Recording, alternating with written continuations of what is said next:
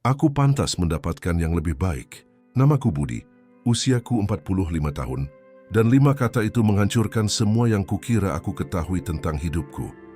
Duduk di kamar kosan pengap di Bandung ini, memandangi surat cerai di atas meja kecil yang penuh goresan, kipas angin di langit-langit berderit, sambil berputar pelan.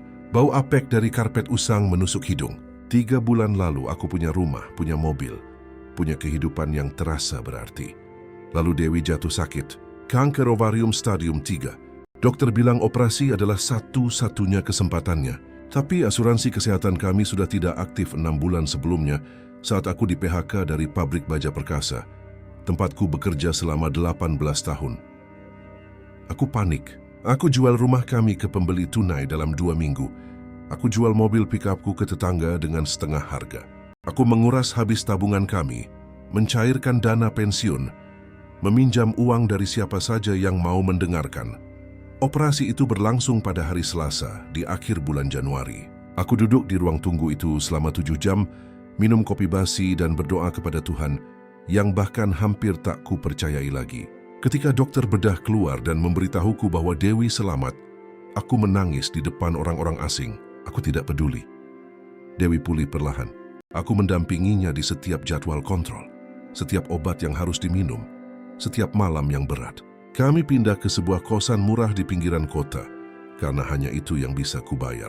Aku mengambil shift kerja di gudang, mengangkut barang ke truk jam 4 pagi. Aku pulang dengan tubuh lelah dan pegal-pegal. Tapi Dewi hidup. Hanya itu yang penting. Hingga suatu pagi aku pulang kerja dan menemukannya sudah berkemas. 2 koper di dekat pintu. Kakaknya Rina berdiri di belakangnya, dengan tangan bersedekap dan tatapan dingin. Dewi tidak menatapku. Dia memberiku sebuah amplop. Di dalamnya ada surat cerai yang sudah didaftarkan. Aku pantas mendapatkan yang lebih baik, katanya. Suaranya tenang, seolah sedang memesan kopi tubruk. Seseorang yang benar-benar bisa menafkahi. Kamu sudah bangkrut, Budi. Aku tidak bisa hidup seperti ini. Aku hanya berdiri di sana, oli mesin masih menempel di tanganku tanpa bisa berkata-kata. Apa yang bisa kukatakan? Aku telah memberikan segalanya untuknya. Secara harfiah, segalanya. Dan itu tidak cukup. Dia mengambil setengah dari sisa uang kami, beberapa juta rupiah yang kukumpulkan sedikit demi sedikit. Dia pergi bersama Rina, masuk ke mobil yang tidak kukenali dan melaju pergi. Aku duduk di tepi ranjang kosan dan menatap pintu untuk waktu yang sangat lama. Ruangan itu sunyi, kecuali suara derit kipas angin. Aku merasa hampa, kosong, seolah seseorang telah merenggut semua isi diriku dan hanya menyisakan cangkangnya. Aku bertemu Dewi 12 tahun yang lalu di acara syukuran kampung. Dia lucu, mudah tersenyum dan membuatku merasa berarti. Kami menikah dengan cepat, mungkin terlalu cepat, tapi kupikir kami adalah tim yang solid. Dia tidak pernah benar-benar bekerja, hanya beberapa pekerjaan serabutan di sana-sini. Aku tidak keberatan. Gaji di pabrik baja cukup besar, dan aku suka mengurus semuanya. Aku yang membayar cicilan rumah, tagihan belanja bulanan, dan memperbaiki apapun yang rusak di rumah. Kukira memang begitulah yang kau lakukan saat mencintai seseorang. Kakaknya Rina tidak pernah menyukaiku. Dia menjelaskannya sejak awal. Terlalu kuli, terlalu sederhana, kurang ambisius. Dulu Dewi sering membelaku, tapi selama bertahun-tahun aku perhatikan dia semakin jarang melakukannya. Dia mulai melontarkan komentar-komentar kecil tentang rumah kami yang terlalu kecil, pekerjaanku yang tidak punya masa depan, tentang bagaimana teman mereka, Sari, punya suami yang baru saja dipromosikan jadi manajer regional. Saat aku di PHK, segalanya berubah. Dia berhenti menyentuhku, berhenti bertanya tentang hariku. Saat diagnosis kanker itu datang, aku berharap kami akan menjadi lebih dekat. Sebaliknya, dia menjauh. Tapi aku meyakinkan diri sendiri bahwa itu hanya rasa takut, hanya karena penyakitnya. Aku yakin dia akan melihat betapa aku mencintainya setelah kami melewati semua ini. Aku meminjam uang dari kakakku Agus, dari mantan rekan kerja, bahkan dari bapak-bapak yang biasa main gaple denganku 2 kali sebulan. Aku menjual perkakasku, alat pancingku, apapun yang punya nilai. Aku mengantre di Pegadaian dengan jam tangan peninggalan ayahku dan keluar dari sana dengan 3 juta rupiah dan dada yang sesak. Biaya operasi mencapai 400 juta rupiah. Aku mengumpulkannya sedikit demi sedikit. Rumah terjual 1,5 miliar. Setelah melunasi KPR dan tagihan rumah sakit, sisanya hanya cukup untuk bertahan hidup beberapa bulan. Kukira saat dia sehat nanti, kami bisa membangun kembali, memulai dari awal. Kukira dia akan ingat apa yang pernah kami miliki. Tapi seminggu setelah kontrol terakhirnya, saat dokter bilang dia sudah bebas dari kanker, dia mulai lebih sering berbicara dengan Rina. Telepon-teleponan lama di balik pintu tertutup. Aku mendengar potongan percakapan, kata-kata seperti kesempatan, awal baru, dan tahun-tahun yang terbuang. Seharusnya aku sudah curiga, tapi aku tidak mau percaya. Di hari dia pergi, aku menelepon Agus, dia tidak menjawab. Aku mencoba orang lain, tidak ada yang merespons. Aku duduk sendirian di kamar kosan itu, memegang surat cerai, dan menyadari bahwa aku tidak punya siapa-siapa lagi. 2 hari setelah Dewi pergi, aku sedang duduk di luar kosan di kursi besi, berkarat sambil minum kopi saset, ketika seorang pria berjas menghampiriku. Dia lebih tua, mungkin 60 tahun. Rambutnya beruban dan membawa tas kulit. "Anda Pak Budi?" tanyanya. Aku mengangguk. "Saya sudah mencari Anda," katanya. "Nama saya Hartono, saya pengacara. Paman Anda, Hardiman, meninggal dunia 3 minggu lalu." Aku menatapnya bingung. "Saya tidak punya paman bernama Hardiman." "Punya," kata Pak Hartono. "Dia kakak dari ayah Anda. Mereka bertengkar hebat sebelum Anda lahir. Paman Hardiman tidak pernah menikah, tidak punya anak. Anda satu-satunya kerabatnya yang masih hidup. Dia meninggalkan sesuatu untuk Anda." Aku merasa mati rasa. Ayahku tidak pernah menyebut soal seorang kakak, sekalipun selama 45 tahun hidupku. Pak Hartono memberiku sebuah map. Di dalamnya ada akta properti, rekening koran, dan surat tulisan tangan. Properti itu adalah sebuah ruko di pusat kota Bandung. Rekening koran menunjukkan saldo sebesar 350 juta rupiah. Suratnya singkat. "Budi, aku tidak pernah mengenalmu, tapi aku tahu ayahmu membesarkan pria yang baik. Ini milikmu sekarang, jangan sia-siakan.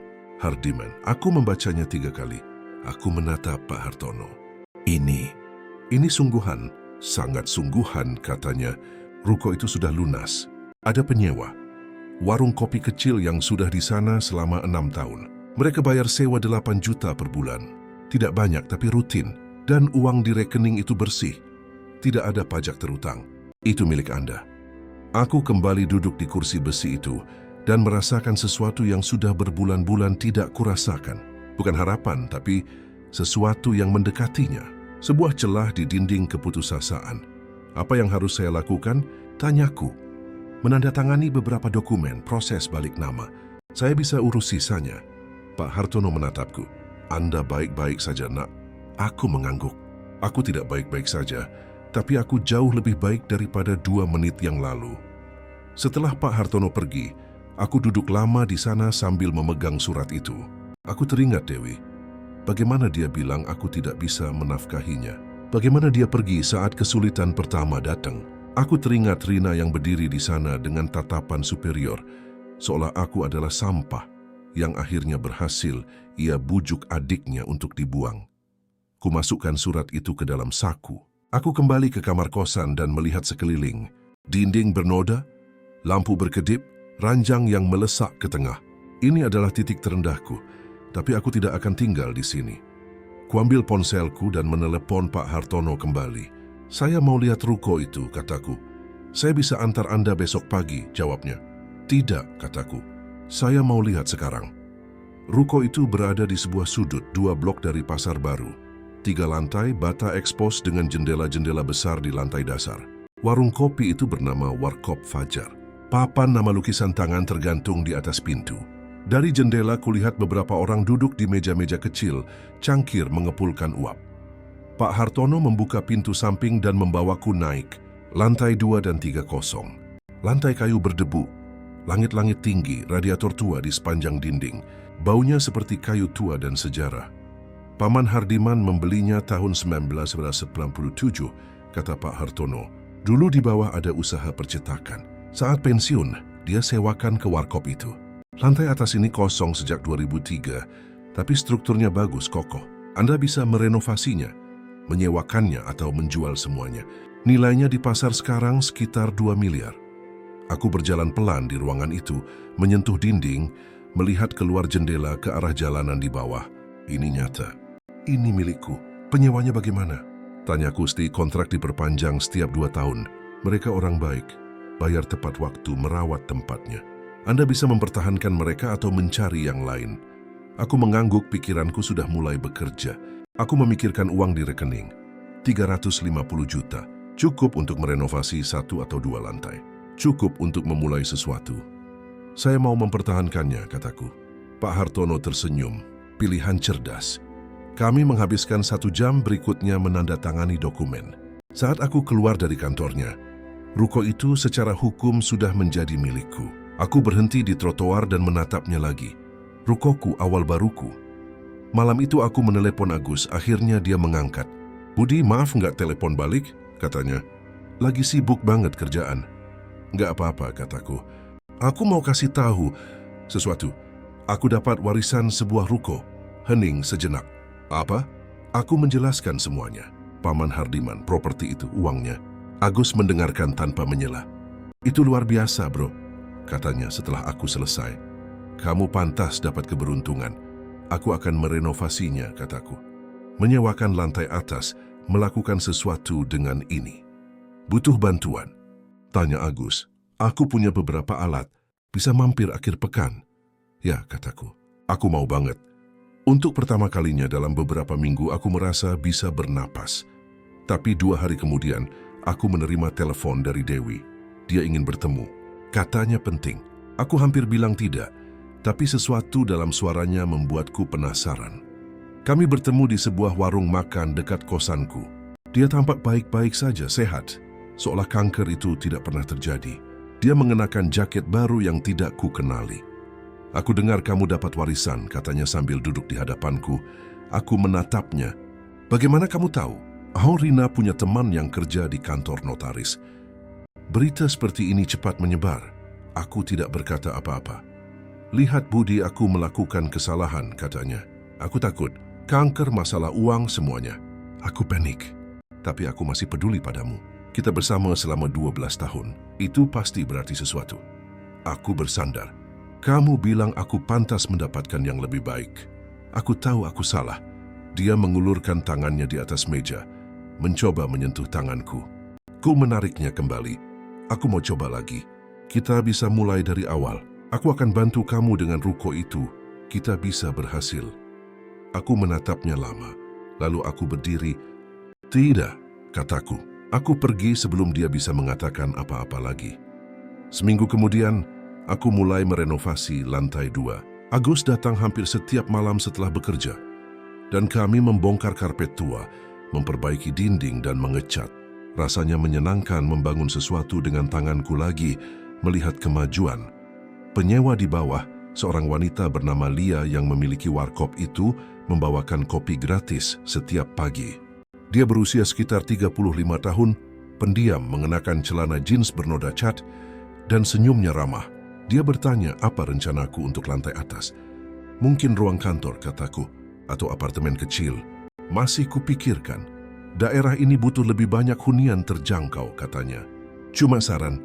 Aku suka ide itu, kataku. Hunian terjangkau, sesuatu yang berarti. Kami bekerja sampai larut malam, aku dan Agus memecah keheningan hanya dengan suara palu dan amplas. Kadang-kadang dia menatapku seolah ingin mengatakan sesuatu, tapi tidak jadi. Dia hanya terus bekerja. Pada malam ketiga, dia akhirnya angkat bicara. Kamu berbeda, katanya sambil mengamplas pintu. Maksudnya, tanya aku. Entahlah, mungkin lebih tegar. Seperti sudah menemukan sesuatu. Aku melihat tanganku sendiri. Kapalan mulai terbentuk lagi. Kotoran di bawah kuku. Mungkin memang begitu, kataku. Agus mengangguk dan kembali bekerja. Tapi Dewi tidak mau menyerah. Dia menelepon 2 kali. Meninggalkan pesan suara yang tidak kudengarkan. Lalu dia muncul di ruko pada suatu sore, saat aku sedang mengukur kayu untuk lis lantai. Agus ada di sana. Dia menatapku lalu pergi ke ruangan sebelah. Budi, kita perlu bicara, kata Dewi berdiri di ambang pintu. Kita tidak perlu bicara, jawabku tanpa menoleh. Ya perlu, dia menyilangkan tangannya. Secara hukum aku masih istrimu. Perceraian kita belum final. Itu artinya aku punya hak atas ruko ini. Aku menjatuhkan meteran yang kupegang. Apa? Di Indonesia ada hukum harta gono gini. Apapun yang didapat selama pernikahan bisa dibagi saat cerai. Kamu mendapat warisan ini saat kita masih menikah. Aku sudah bicara dengan pengacara. Aku berhak atas setengahnya. Dadaku terasa sesak, ruangan sedikit berputar. Kamu yang meninggalkanku, kataku. Secara hukum itu tidak penting, jawabnya. Aku punya hak. Aku menatapnya, benar-benar menatapnya. Kulihat tekad di wajahnya, dingin di matanya. Ini bukan tentang rekonsiliasi. Tidak pernah. Dia menginginkan ruko itu, menginginkan uangnya. Dia ingin mengambil satu-satunya hal baik yang terjadi padaku dalam beberapa bulan terakhir dan membaginya dua. Pergi dari sini, kataku. Budi, yang masuk akal saja. Kita bisa selesaikan ini tanpa ke pengadilan. Beri saja apa yang menjadi hakku, dan aku akan tanda tangani surat-suratnya. Cerai baik-baik. Pergi dari sini, kataku lagi, lebih keras kali ini. Dia ragu-ragu, melihat sekeliling ke dinding yang setengah dicat, ke peralatan yang berserakan. Lalu dia berbalik dan pergi. Ku dengar langkah kakinya menuruni tangga. Agus kembali ke ruangan. Gila, katanya. Aku tahu, jawabku. 2 hari kemudian aku menerima paket kilat. Aku mengenali logo sebuah firma hukum di amplopnya. Ku buka di sana juga. Di kosan, duduk di tepi ranjang yang melesak. Itu adalah somasi resmi. Dewi menuntut hak atas properti itu. Dia meminta setengah dari nilai taksirannya, atau setengah dari pendapatan sewa bulanan, atau penyelesaian damai sebesar 500 juta rupiah. Aku membacanya 3 kali. Setiap kata terasa seperti pukulan. Ku ambil telepon dan menelepon Pak Hartono. Saya perlu bicara dengan Anda, kataku. Bapak suwe, mendesak. Kami bertemu di kantornya 1 jam kemudian. Ku tunjukkan surat itu.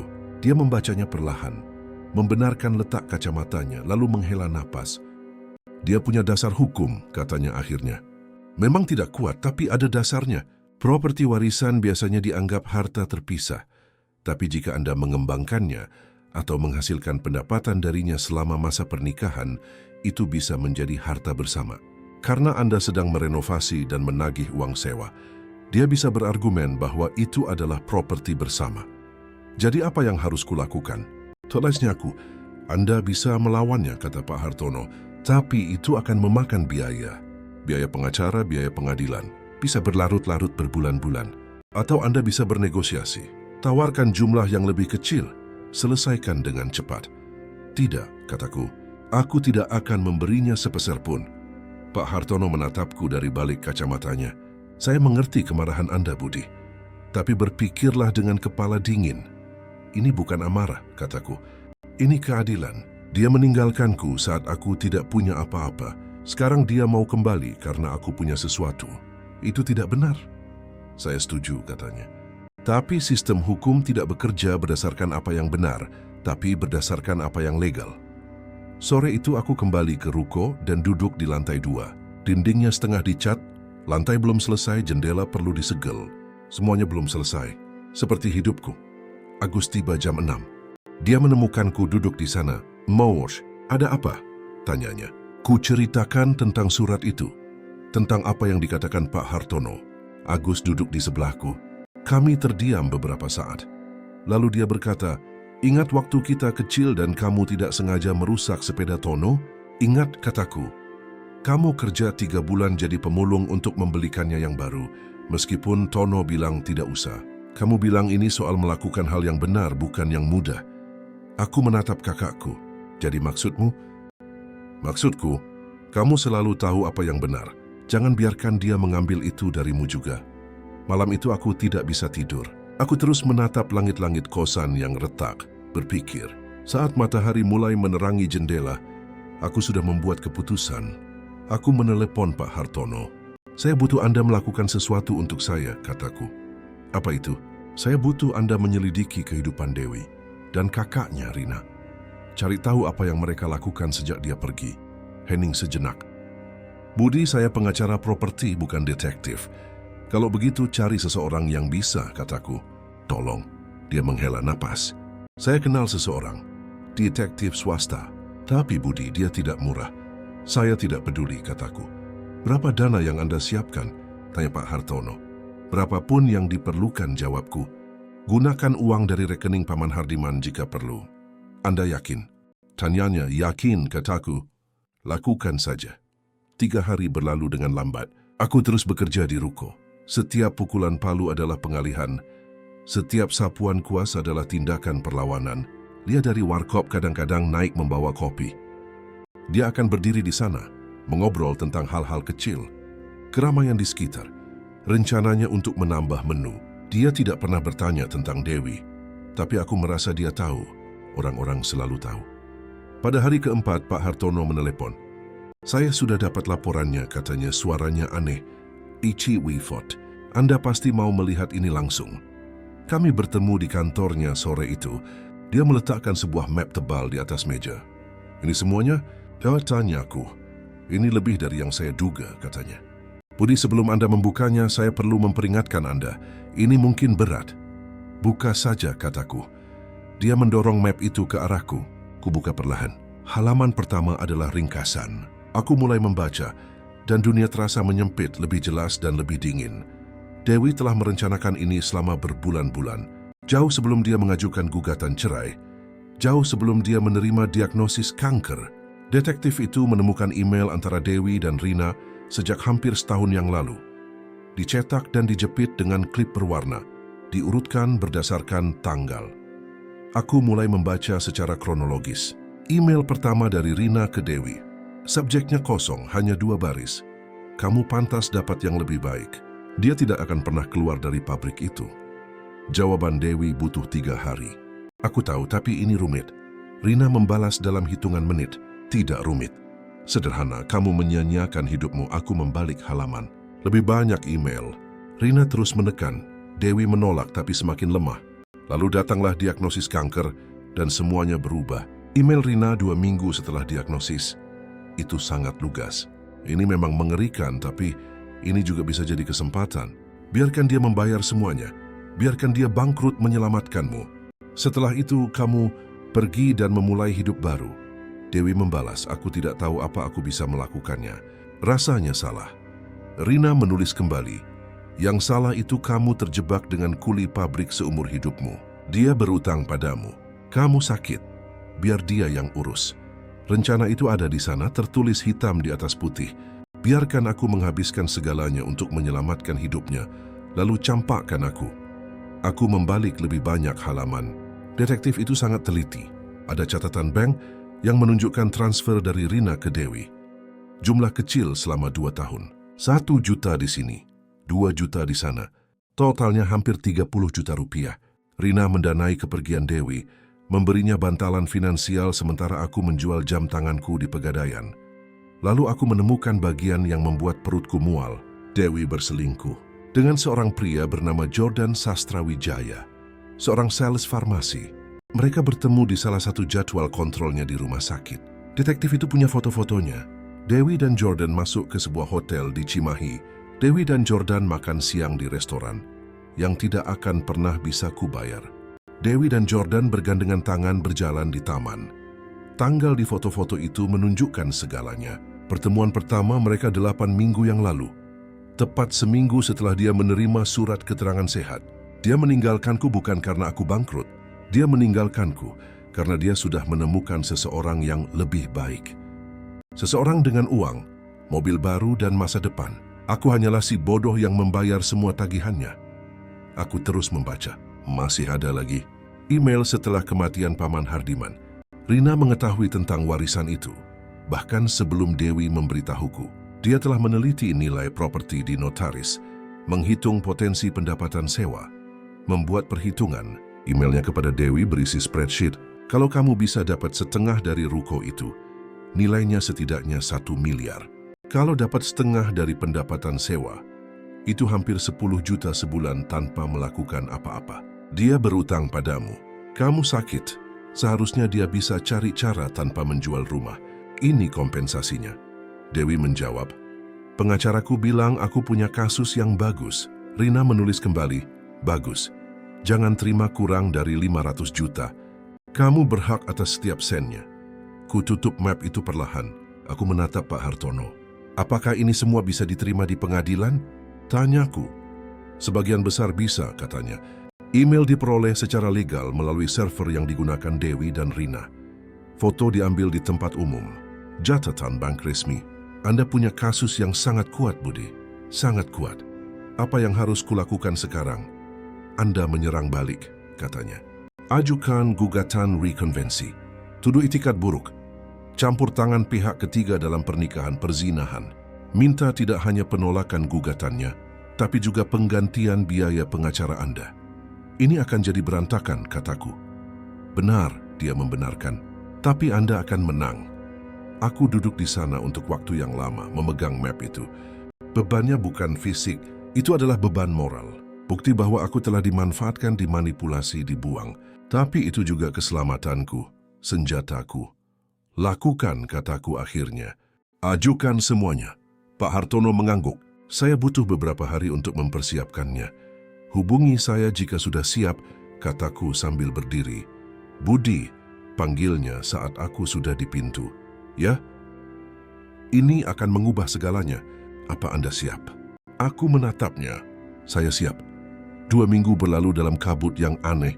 Aku terus bekerja di ruko, tapi pikiranku ada di tempat lain. Agus menyadarinya. Kamu diam sekali, katanya suatu malam saat kami memasang list lantai, sedang berpikir. Tentang apa? Tentang bagaimana kita merasa mengenal seseorang. Dia berhenti bekerja, menatapku. Dan kadang kita memang mengenal mereka. Kita hanya tidak mau percaya. Lia dari warkop mulai lebih sering naik. Dia tidak hanya membawa kopi, tapi juga pisang goreng yang dia buat sendiri. Kami mengobrol tentang hal-hal kecil tapi penting.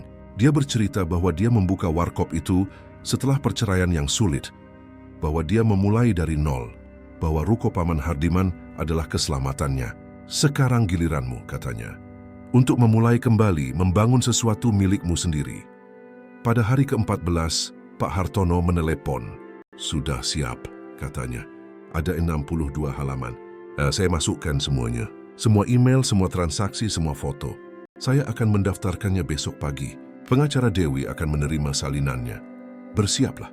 Untuk apa? Tanyaku. Untuk telepon darinya. Dia menelepon 3 jam setelah pendaftaran. Budi, teriaknya di telepon. Kamu menyuruh orang menyelidiki kami?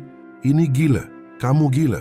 Aku hanya melindungi apa yang menjadi milikku, kataku dengan tenang. Kamu tidak punya hak. Dia terus berteriak. Tidak punya hak untuk menginvasi privasiku, hidupku. Kamu yang berbohong, menipu, berkhianat, kataku. Semuanya terdokumentasi, Dewi. Setiap email, setiap sen yang Rina berikan padamu, setiap pertemuan dengan Jordan, kamu merencanakan ini dari awal. Tidak seperti itu, katanya, tapi suaranya kehilangan kekuatan. Memang persis seperti itu, jawabku. Dan sekarang hakim akan melihat semuanya. Kamu akan kalah, Budi. Katanya mencoba mendapatkan kembali ketegasannya. Pengacaraku bilang kamu tidak punya dasar hukum. Kalau begitu, sampai jumpa di pengadilan. Ku tutup telepon sebelum dia bisa menjawab. Tanganku gemetar tapi bukan karena takut. Itu adrenalin. Itu kekuatan. Itu keadilan. Agus tiba setengah jam kemudian. Dia menemukanku duduk di lantai 2. Sudah kamu lakukan, katanya. Itu bukan pertanyaan, sudah, jawabku. Dia duduk di sebelahku. Kami memandangi dinding yang telah kami cat bersama. Ini akan berakhir baik, katanya. Ya, aku setuju. Tapi aku tidak tahu apakah aku mempercayainya. Minggu-minggu berikutnya terasa aneh. Aku bekerja di ruko dengan intensitas baru. Aku menyelesaikan lantai 2 sepenuhnya. Lantai cat, instalasi listrik, jendela baru. Terlihat profesional, indah. Aku memasang papan di depan yang mengiklankan ruang kantor disewakan. Dalam 3 hari ada 5 peminat. Dalam seminggu, aku telah menandatangani kontrak dengan sebuah perusahaan pemasaran digital. 50 juta rupiah sebulan. Ruko itu berfungsi, menghasilkan pendapatan, membuktikan bahwa Dewi salah. Aku mulai mengerjakan lantai 3, harus membantu jika bisa. Tapi dia punya pekerjaannya sendiri. Lia dari warkop mengenalkanku pada seorang kontraktor temannya, Pak Slamet. Seorang pria serius berusia 50-an dengan tangan besar dan senyum langka. Dia memberiku penawaran yang adil untuk pekerjaan listrik di lantai 3. Aku menerimanya. Kami bekerja bersama dalam keheningan yang nyaman. Kadang-kadang dia berkomentar tentang struktur bangunan, tentang betapa bagusnya konstruksinya, tentang bagaimana Paman Hardiman tahu cara memilih properti. Dia meninggalkan sesuatu yang bagus untukmu, kata Pak Slamet suatu hari. Jangan sia-siakan. Tidak akan, janjiku. Sidang dijadwalkan pada akhir April. Aku menerima pemberitahuan melalui email. Aku punya waktu 2 bulan untuk bersiap. Tapi tidak banyak yang perlu dipersiapkan. Kebenaran ada di dalam map yang disusun Pak Hartono. 62 halaman bukti. Kebohongan yang terungkap, manipulasi yang terdokumentasi. Aku mencoba untuk tidak terlalu memikirkannya. Aku fokus pada pekerjaan, pada renovasi, pada penyewa baru, pada masa depan yang kubangun bata demi bata. Tapi di malam hari sendirian di kosan, pertanyaan-pertanyaan itu datang. Bagaimana jika aku kalah?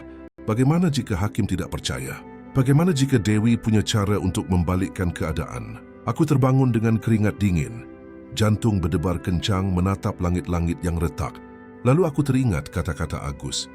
Kamu selalu tahu apa yang benar, dan aku bisa tidur lagi. Dewi mencoba meneleponku 2 kali lagi. Tidak kuangkat. Dia mengirim pesan, ku hapus tanpa membaca. Dia muncul di ruko suatu sore, tapi Lia dari warkop tidak mengizinkannya naik. Dia bilang aku sudah memberi instruksi. Dewi berdiri di trotoar meneriakkan namaku, tapi aku tidak turun. Akhirnya dia pergi. Rina juga mencoba menghubungiku. Dia mengirim email panjang tentang keluarga, tentang bagaimana aku menghancurkan hubungan, tentang bagaimana aku pendendam dan picik. Ku jawab dengan 1 baris. Sampai jumpa di pengadilan. Dia tidak membalas. Maret berganti April. Lantai 3 selesai. Setengahnya kusewakan kepada seorang desainer grafis lepas, dan setengahnya lagi ke sebuah kantor hukum kecil. Ironis. Ruko itu sekarang menghasilkan 97 juta rupiah per bulan. Setelah dikurangi biaya, aku mendapatkan sekitar 70 juta bersih. Bukan kekayaan, tapi itu stabilitas. Itu kemandirian. Itu adalah bukti. Seminggu sebelum sidang, Pak Hartono memanggilku ke kantornya. Kita perlu bicara tentang strategi, katanya. Tidak ada strategi, kataku. Kita punya kebenaran. Dia menggelengkan kepala. Kebenaran membantu, tapi tidak cukup. Kita harus menyajikannya dengan baik. Membuat hakim melihat tidak hanya apa yang mereka lakukan, tapi mengapa itu penting secara hukum. Dia menunjukkan argumen yang akan dia gunakan. Dewi telah melanggar kewajiban kesetiaan dalam perkawinan melalui perzinahan. Rina telah secara jahat mengganggu perkawinan melalui manipulasi finansial dan emosional. Warisan itu adalah harta eksklusif milikku menurut hukum. Dan perbaikan yang dilakukan dibiayai secara eksklusif dengan sumber daya dari warisan itu sendiri, bukan dengan harta bersama. Oleh karena itu, tidak ada bagian dari ruko itu yang dapat dibagi. Selain itu, karena itikat buruk yang ditunjukkan, Dewi harus menanggung biaya hukumku. Masuk akal? Tanyaku.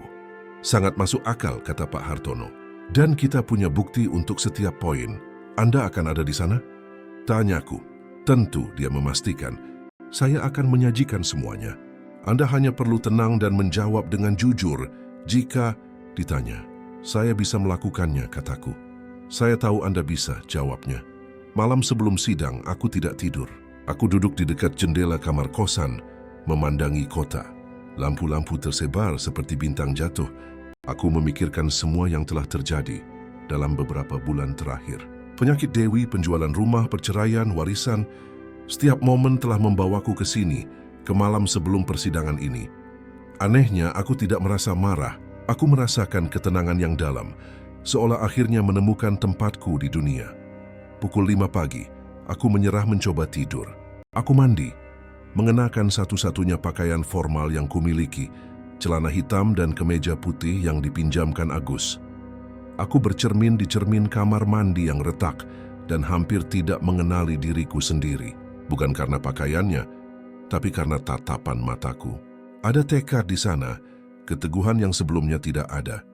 Pengadilan adalah gedung abu-abu di pusat kota. Aku tiba 1 jam lebih awal. Pak Hartono sudah ada di sana. Map di tangan, setelan jasnya rapi. Attitude P. Tidur? Tanyanya. Tidak, akuku. Tapi aku baik-baik saja. Agus tiba 15 menit kemudian. Dia memelukku tanpa berkata apa-apa. Lia dari warkop juga muncul. Itu mengejutkanku. Datang untuk mendukung, katanya singkat. Aku tidak sendirian. Itu lebih berarti dari yang kubayangkan. Tepat pukul 9 kami masuk ke ruang sidang. Ruangannya lebih kecil dari yang kuduga. Dinding putih, beberapa baris bangku meja besar untuk hakim. Dewi sudah ada di sana bersama pengacaranya. Seorang wanita dengan setelan abu-abu dan ekspresi kaku. Rina duduk di belakang, tangan bersedekap, tatapan meremehkan. Aku tidak melihat mereka. Aku duduk di sebelah Pak Hartono menarik napas dalam-dalam. Hakim masuk. Seorang pria berusia sekitar 60-an. Rambut putih, kacamata baca tergantung di lehernya. Semua hadirin dimohon berdiri. Dia duduk, kami duduk. Sidang kita mulai, katanya. Suaranya lelah seperti orang yang sudah terlalu sering melihat pertengkaran perceraian. Pengacara Dewi memulai. Dia berbicara tentang harta gonogini, tentang hak suami istri, tentang bagaimana warisan telah dikembangkan selama pernikahan dan karena itu menjadi harta bersama. Dia berbicara selama 20 menit, mengutip jurisprudensi menyajikan perhitungan.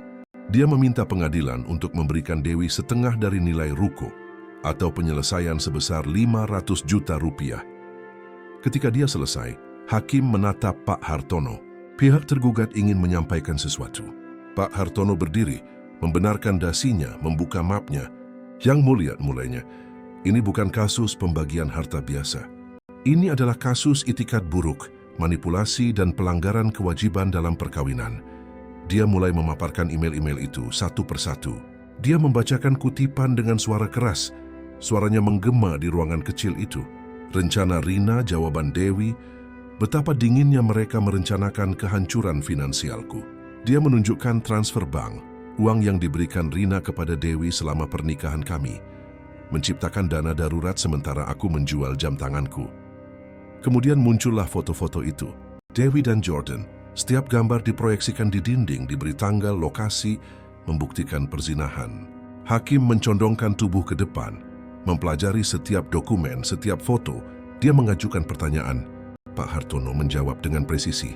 Pengacara Dewi mencoba mengajukan keberatan. Mengklaim privasi, mengklaim tidak relevan. Hakim menolak setiap keberatan. Ini relevan, katanya. Ini menunjukkan karakter pemohon dan keadaan di balik berakhirnya pernikahan. Pak Hartono melanjutkan, dia menunjukkan bagaimana warisan itu adalah harta eksklusif milikku. Bagaimana renovasi dibiayai hanya dengan uang dari warisan, bukan dengan dana bersama. Dia mengutip undang-undang bahwa harta yang diperoleh dari warisan dikecualikan dari harta bersama. Dia menunjukkan kontrak sewa, kwitansi renovasi. Semuanya terdokumentasi, semuanya jelas. Akhirnya dia mengajukan permintaan penggantian biaya pengacara atas itikat buruk yang ditunjukkan oleh pemohon dan campur tangan jahat dari saudara perempuannya. Rina, kami meminta agar pemohon menanggung biaya hukum tergugat sebesar 60 juta rupiah. Ketika Pak Hartono duduk, ruangan menjadi sunyi. Hakim melepas kacamatanya, menggosok matanya. Dia menatap Dewi. Saudari ingin menyampaikan sesuatu? Tanyanya. Dewi menatap pengacaranya. Pengacaranya membisikkan sesuatu. Dewi menggelengkan kepala. Hakim menunggu. Tediu, apakah Anda punya sesuatu untuk dikatakan tentang bukti yang diajukan? Khususnya tentang email dan foto-foto itu? Dewi membuka mulutnya, menutupnya, lalu membukanya lagi. Email itu asli, katanya akhirnya. Suaranya kecil. Dan hubungan dengan saudara Jordan Sastrawijaya, kapan itu dimulai? Dewi menunduk. Dewatai, bulan Maret. Saat masih menikah dengan tergugat? Sadarnya? Hakim membuat catatan. Dia menatap Rina. Anda saudari Rina, kakak dari pemohon? Ya, jawab Rina, suaranya menantang. Anda melakukan transfer bank kepada adik Anda selama pernikahannya dengan total sekitar 30 juta rupiah. Betul, katanya. Saya membantu adik saya. Membantu atau mendanai akhir dari pernikahannya. Tanya Hakim. Rina tidak menjawab. Hakim membuat lebih banyak catatan lalu menutup map di depannya. Saya akan mempelajari semua yang telah diajukan hari ini. Keputusan akan diumumkan dalam waktu 15 hari. Sidang ditutup. Dia mengetuk palu. Semua orang berdiri. Dewi keluar dengan cepat, Rina di belakangnya. Mereka tidak menoleh ke belakang. Aku berdiri di sana, merasakan beban terangkat dari pundakku. Pak Hartono menepuk punggungku. Aisyah Korksay. Bagus, katanya. Sangat bagus. Kami keluar dari pengadilan. Agus memelukku di tangga. Wakle, bangga sama kamu bro, katanya. Lia tersenyum, menawarkan kopi. Kami menerimanya. kami bertiga pergi ke warkop, duduk di meja pojok, minum kopi dan makan pisang goreng. Dan untuk pertama kalinya dalam beberapa bulan, aku merasa bisa bernapas sepenuhnya. 15 hari itu terasa sangat lama. Aku terus bekerja di ruko. Aku mulai merencanakan pembelian properti kedua. Sebuah rumah 2 lantai, 2 jalan dari sana yang sedang dijual. Perlu renovasi, tapi punya potensi. Aku menggunakan sebagian uang warisan sebagai uang muka, mendapatkan pinjaman kecil untuk sisanya. Agen properti terkejut saat pengajuanku disetujui.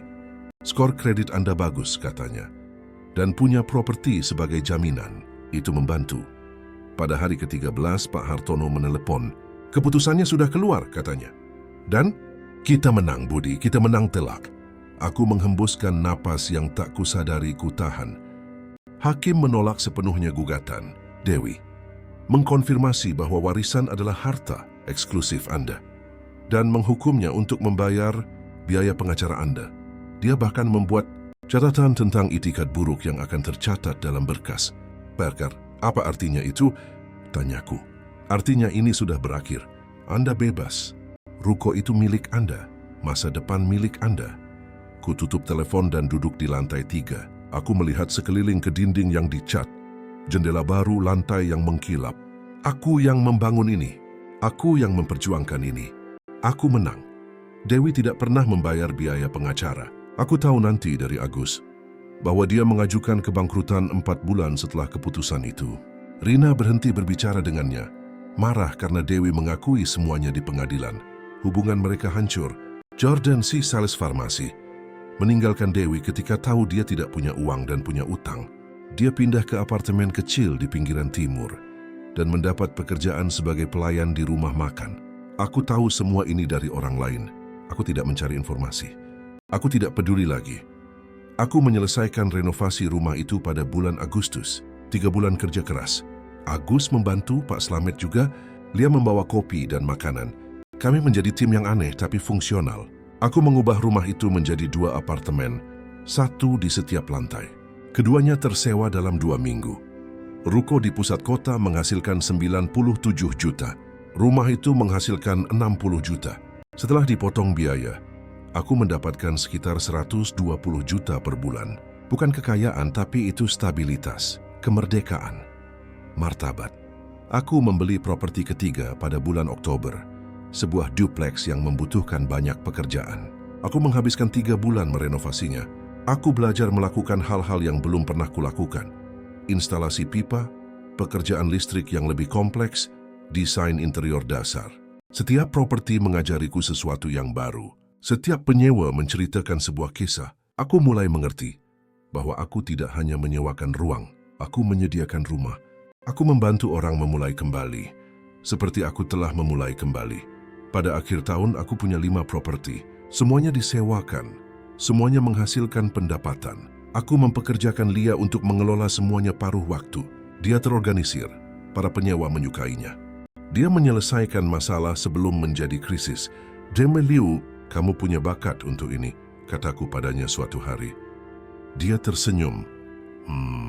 Belajar dari yang terbaik, jawabnya. Pada bulan Desember, aku pindah dari kamar kosan itu. Aku menyewa apartemen kecil di atas toko roti di daerah Ciampelas. Jendelanya besar, lantainya kayu dan berbau roti segar setiap pagi. Aku membeli mobil pickup bekas tapi andal, mesin pembuat kopi, perabotan sederhana tapi nyaman. Untuk pertama kalinya dalam bertahun-tahun, aku punya tempat yang terasa seperti milikku. Agus datang untuk makan malam pada malam pertama. Dia membawa bir dan martabak. Kami duduk di lantai karena aku belum punya meja. Kami bersulang. Untuk awal yang baru, katanya. Untuk awal yang baru, ulangku. Lia mulai lebih sering datang. Tidak hanya untuk bicara pekerjaan, tapi untuk mengobrol.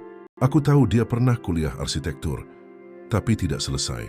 Dia punya mimpi merenovasi bangunan bersejarah. Dia melihat potensi di tempat yang orang lain lihat sebagai reruntuhan.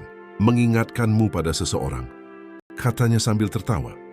Aku mulai melihatnya secara berbeda, bukan sebagai karyawan atau teman, tapi sebagai seseorang yang mengerti. Seseorang yang telah membangun kembali hidupnya sendiri dari puing-puing. Seseorang yang tahu nilai dari memulai kembali. itu tidak terjadi dengan cepat. Butuh berbulan-bulan percakapan panjang tentang renovasi yang berubah menjadi percakapan tentang mimpi, tentang ketakutan, tentang apa artinya bangkit setelah jatuh. Pada hari ulang tahunku yang ke-46, dia muncul dengan kue, lengkap dengan lilin. "Aku tidak tahu kamu tahu kapan ulang tahunku," kataku. "Aku tahu banyak hal," jawabnya dengan senyum ramahnya itu. "Kita sudah setahun bermitra," katanya. "Kamu sudah merenovasi 5 bangunan, membantu 20 keluarga memiliki rumah yang layak, menciptakan lapangan kerja, membangun komunitas. Itu pantas dirayakan." Kami meniup lilin bersama. Itu adalah ulang tahun terbaik yang pernah kualami dalam beberapa tahun. Setahun setelah sidang, aku kembali ke pengadilan. Bukan untuk bertarung, tapi untuk mendaftarkan properti ketujuhku. Agen properti menyapaku dengan nama. Sotaris berkomentar tentang portofolioku yang berkembang.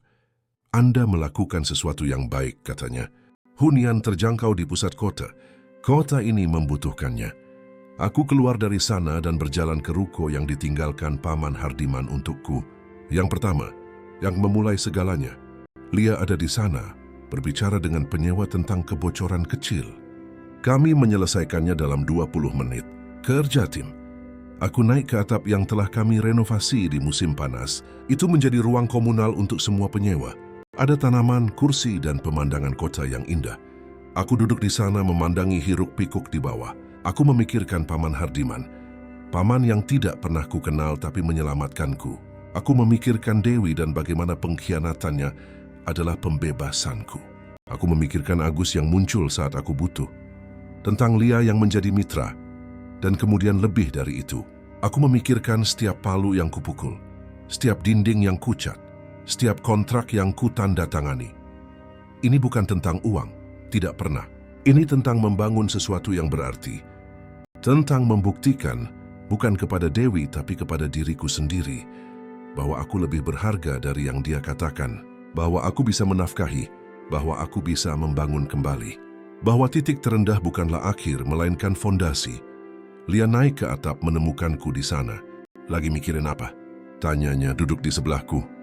"Tentang fondasi," jawabku. Dia menggenggam tanganku. "Fondasi yang baik adalah segalanya," katanya. "Tanpanya tidak ada yang bisa berdiri." Aku menatapnya ke matanya yang telah melihat fase terburukku dan tetap tinggal. "Maukah kamu makan malam denganku hari ini?" tanyaku. Bukan sebagai manajer atau teman, tapi sebagai... Dia tersenyum. Pasangan," aku menyelesaikan pada pasangan ulangnya. Dengan senang hati, matahari mulai terbenam melukis langit dengan warna oranye dan merah muda. Kami duduk di sana, bergandengan tangan, memandangi kota yang telah menghancurkanku dan kemudian membangunku kembali. Di bawah di warkop keramaian malam mulai terasa. Orang-orang masuk dan keluar. Percakapan dan tawa naik ke arah kami. 2 jalan dari sana. Rumah yang kurenovasi lampunya menyala di semua jendela. Keluarga sedang makan malam, anak-anak bermain. Kehidupan terjadi di ruang-ruang yang kubangun. Aku berpikir untuk mengirim pesan kepada Dewi, sesuatu tentang pengampunan atau penutupan. Tapi aku tidak melakukannya. Aku tidak perlu. Dia bukan lagi bagian dari ceritaku. Dia hanyalah dorongan yang melemparkanku ke arah yang benar. Agus menelepon nanti. "Ada kabar baru," katanya bersemangat. "Aku mau menikah." "Kasih selamat Sina bro," jawab. "Dan ada lagi, aku butuh pendamping pria. Seseorang yang mengajariku bahwa jatuh bukanlah akhir. Suatu kehormatan," kataku menahan haru. Upacaranya diadakan bulan Maret di sebuah gereja kecil di lingkungan tempat kami dibesarkan. Aku mengenakan setelan jas baru. Lia pergi bersamaku, mengenakan gaun biru. Selama janji pernikahan, Agus menatapku dan mengangguk. Aku teringat saat kami duduk di lantai 2, mengecat dinding dan berbicara tentang awal yang baru. Sekarang dia memulai miliknya sendiri. Di pesta aku bertemu keluarga mempelai wanita. Orang-orang sederhana dan baik. Salah satu pamannya menarikku ke samping. "Agus cerita kamu punya beberapa ruko di pusat kota," katanya. "Betul Pak," aku membenarkan. "Saya sedang cari tempat sewa untuk putri saya. Dia baru mulai kuliah." "Apa Anda punya tempat?" "Punya," kataku. "Mari kita bicara minggu depan." Setiap koneksi mengarah ke koneksi lain. Setiap penyewa yang puas merekomendasikan kepada orang lain. Dalam 2 tahun, aku punya 12 properti. Dalam 3 tahun aku punya 16. Ini bukan kerajaan, tapi ini solid.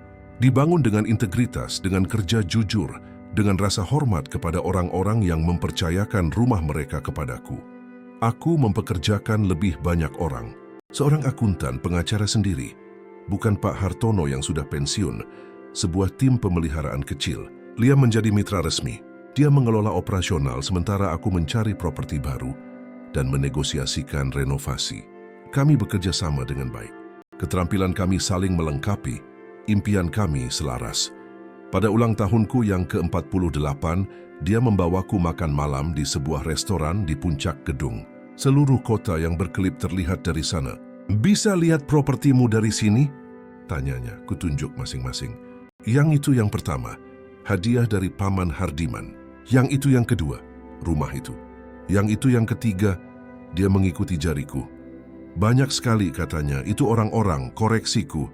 "Setiap jendela yang menyala adalah sebuah keluarga, sebuah kehidupan, sebuah cerita." Dia menatapku dengan cara yang berbeda. "Kenapa?" tanyaku. "Kamu," katanya, "saat aku bertemu denganmu, kamu hancur, tersesat. Tapi bahkan di kosan kumuh itu, memandangi surat cerai ada sebuah tekad. Dan sekarang melihat dirimu, aku tidak banyak berubah," kataku. "Kamu berubah," jawabnya, "tapi dengan cara yang baik.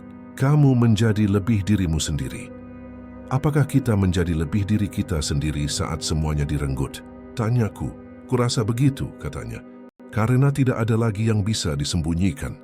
Kami memesan hidangan penutup, berbicara tentang ekspansi ke kota lain, tentang menciptakan dana untuk membantu orang-orang dalam situasi sepertiku dulu, tentang meninggalkan warisan yang berarti. Saat kami meninggalkan restoran, kota masih hidup. Lalu lintas di jalanan, lampu di gedung-gedung. Masing-masing menceritakan kisah yang tidak akan pernah ku ketahui. Tapi beberapa aku tahu. Aku kenal Bu Maria di lantai 2 Ruko Jalan Anggrek, yang melarikan diri dari hubungan abusif dan memulai kembali di sana. Aku kenal Pak Joko di lantai dasar Rumah Jalan Melati, yang kehilangan pekerjaan di usia 60-an dan butuh tempat murah sampai pensiun. Aku kenal mahasiswi bernama Beatrice di lantai 3 Ruko Utama, yang bekerja di siang hari dan kuliah di malam hari dan butuh tempat dekat kampus. Masing-masing punya cerita tentang awal yang baru. Masing-masing sedang membangun sesuatu dari puing-puing, seperti yang telah kulakukan. Kami pulang dalam keheningan yang nyaman.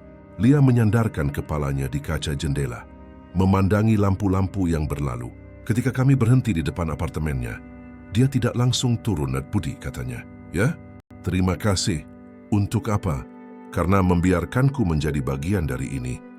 Dari pembangunan ini, dari komunitas ini, darimu." Ku genggam tangannya. "Terima kasih sudah bertahan," jawabku. Dia tersenyum mencium pipiku lalu turun dari mobil.